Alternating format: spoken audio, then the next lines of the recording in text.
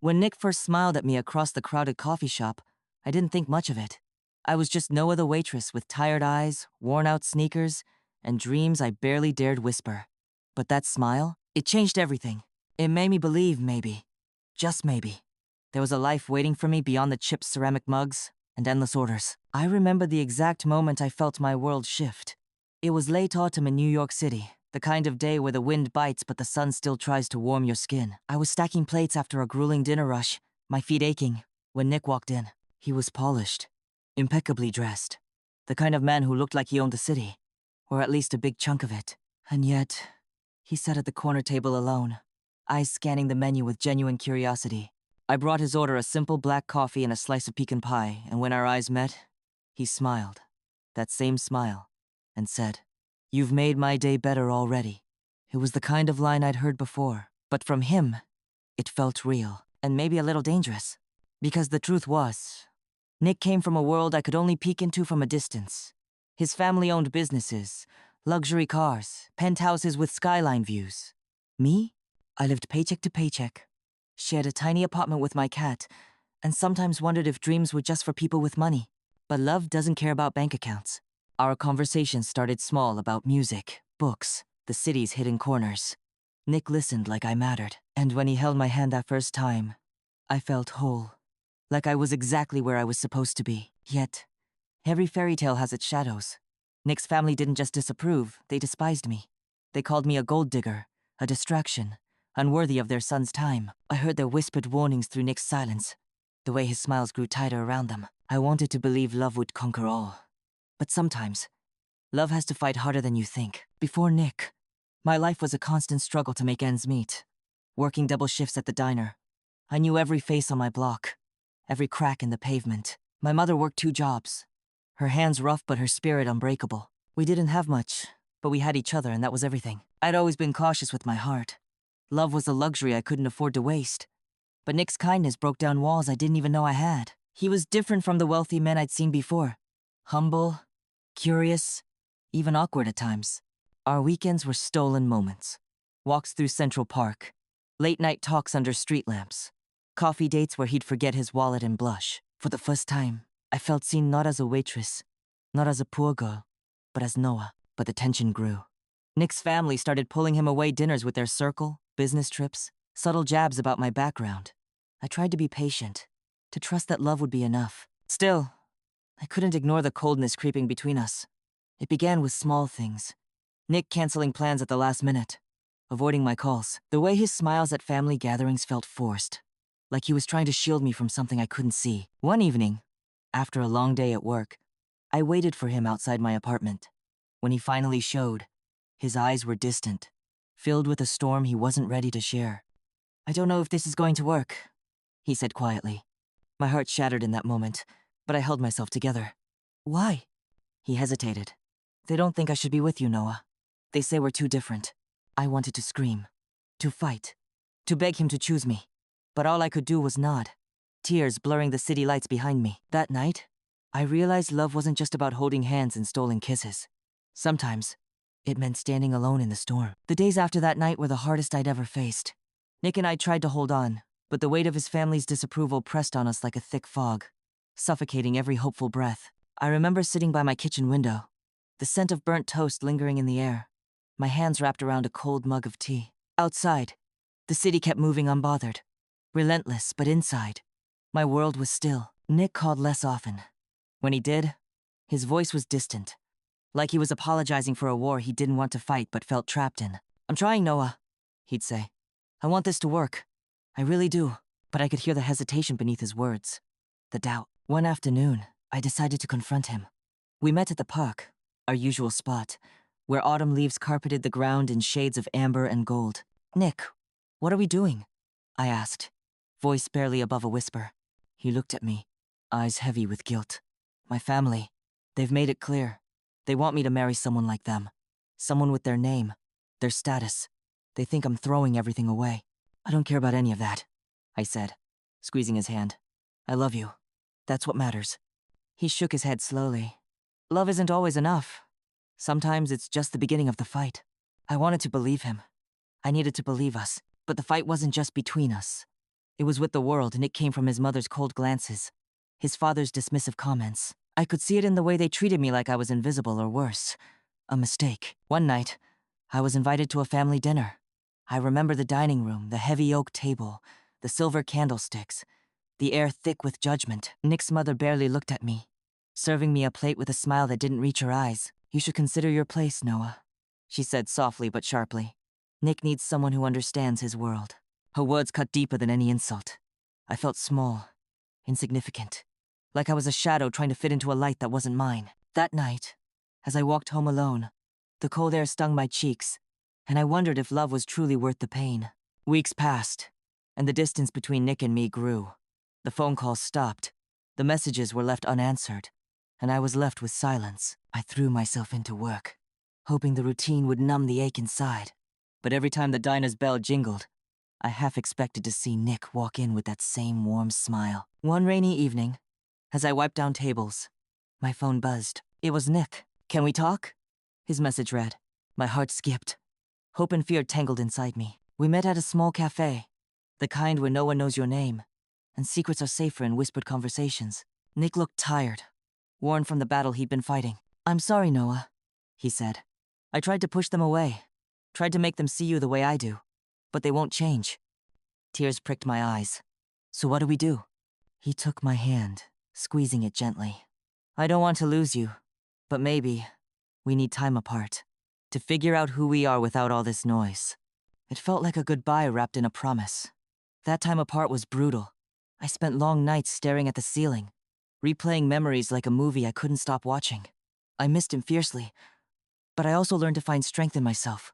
I took night classes, studied hard, dreaming of a future where I wasn't defined by my job or my past. Nick reached out occasionally, updates about his life, about the changes he was trying to make, both for himself and for us. Slowly, we grew not just as a couple, but as individuals. And then, one crisp spring day, Nick showed up at my door, a shy smile and hopeful eyes. "I'm ready," he said simply. "Ready to fight for us, for our love."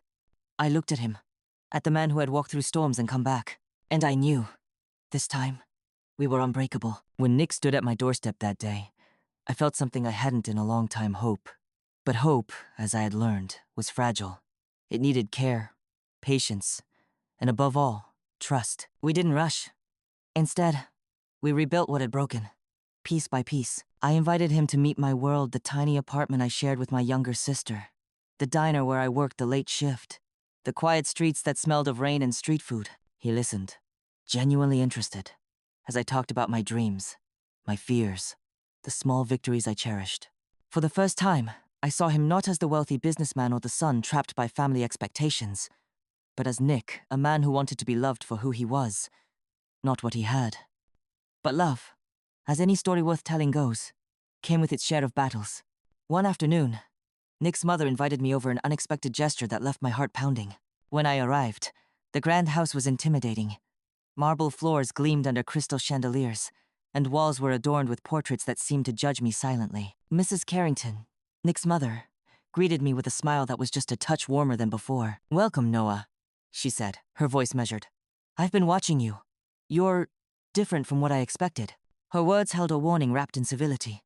We sat in the grand sitting room, sipping tea that smelled faintly of jasmine. "Nick is a good man," she said slowly, "but he comes from a family with certain standards. I hope you understand that this isn't personal." I nodded, fighting the urge to defend myself. "I want to understand." She studied me, eyes sharp yet somehow softer than before. "Then prove it," she said. "Show us that love isn't just words." That evening, I went home feeling a strange mix of fear and determination. Could I really fight for a place in a world so different from mine? Could I show them that love could bridge the gap between our lives? Nick and I talked late into the night, plans forming between whispered hopes. We decided to face his family together, to stand strong against their doubts and prejudices.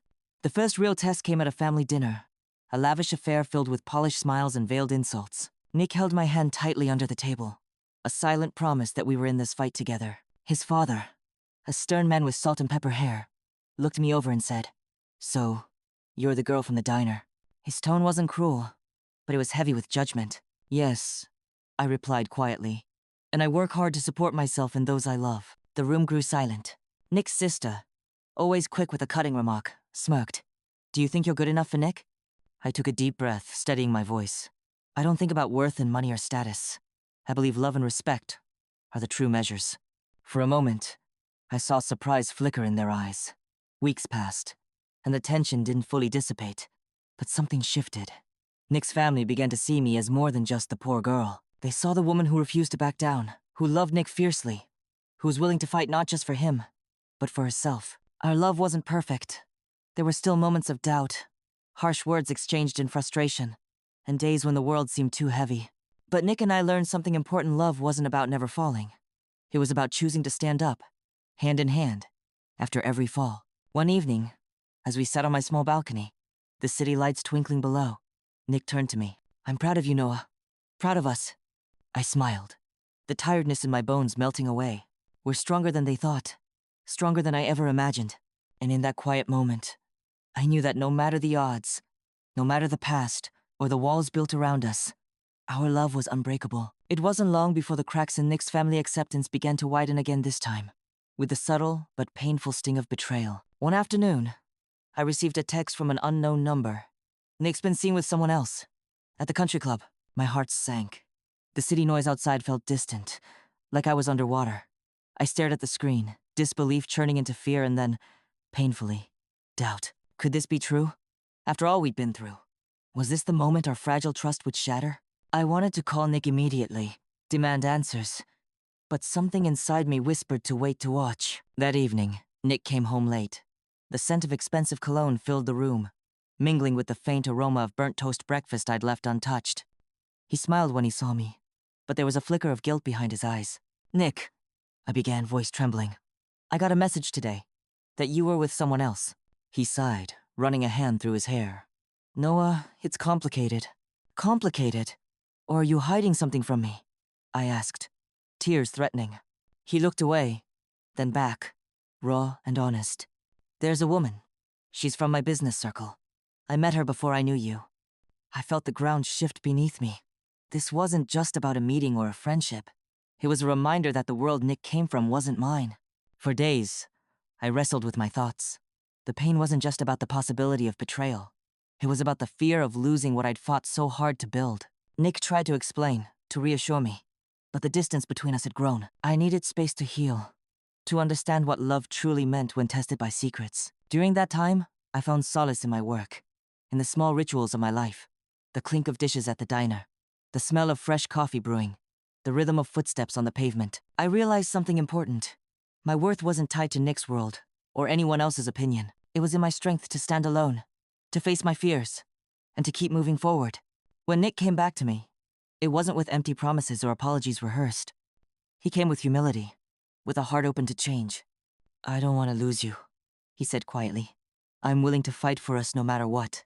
And I knew, deep inside, that love, real love, wasn't perfect. It was messy, complicated, but worth every scar and every tear. We decided to face the world together, stronger than before, no longer afraid of judgment or rejection. Because in the end, love is about choosing each other every single day. The moment Nick and I decided to fight for us, I knew the hardest battles were still ahead, not just with his family, but with ourselves. We started by laying everything out on the table. No more secrets. No more doubts hiding behind silence. The first time I met his parents after the revelation felt like walking into a storm. Their cold stares and barely concealed judgment wrapped around me like an icy fog. You're not what we imagined for Nick, his mother said, voice tight with disdain, as if my presence alone was a challenge to their perfect world. I held my breath, my hands trembling slightly, but I refused to break.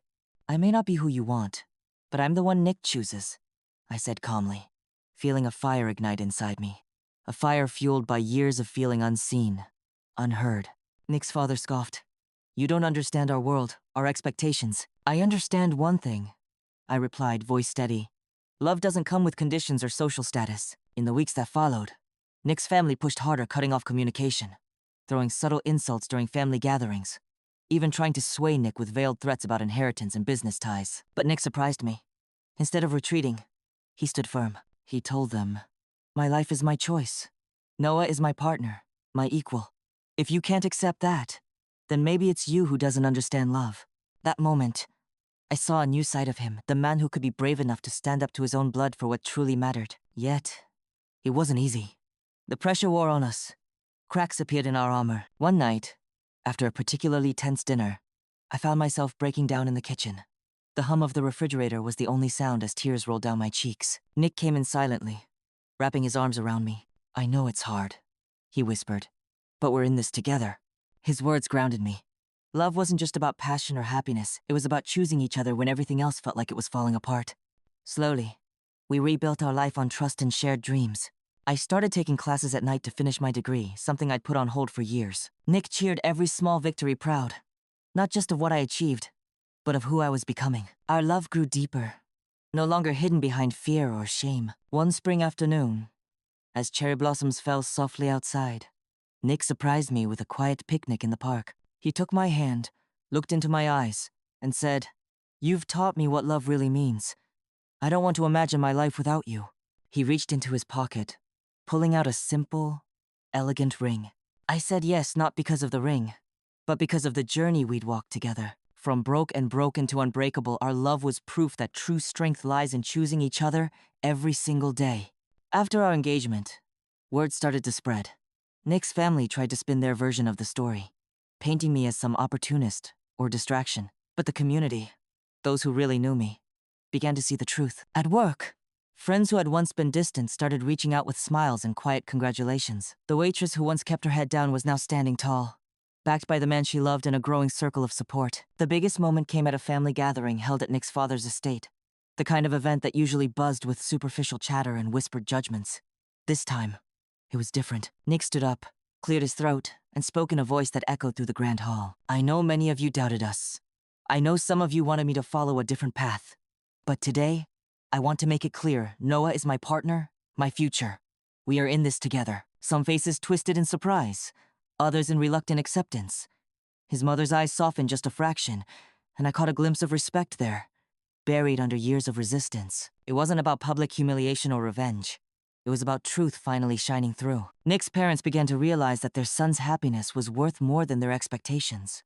Slowly, they started to let go of their prejudice. Our love story became more than just ours. It became a quiet rebellion against narrow minds and outdated values. But the real victory was personal. I no longer felt like I had to prove my worth through money or status. I was worthy because I was me, strong, imperfect, and unbreakable. One evening, as we sat on the porch watching the sunset paint the sky in soft pinks and golds, Nick turned to me. "You changed my world, Noah. You showed me love is about choosing someone every day not because they fit a mold, but because they're your home." I smiled, feeling peace settle deep inside. We had come so far, not just as lovers, but as partners who had faced the storm and come out stronger. Healing wasn't immediate, nor was it simple.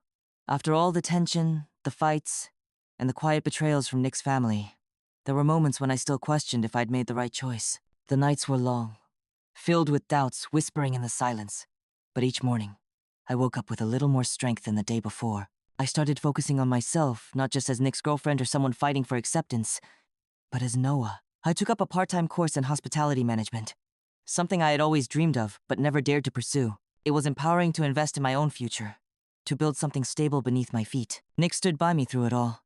His encouragement was steady, quiet, never pushy. He didn't just love me for what I was. He wanted me to grow into the woman I could become.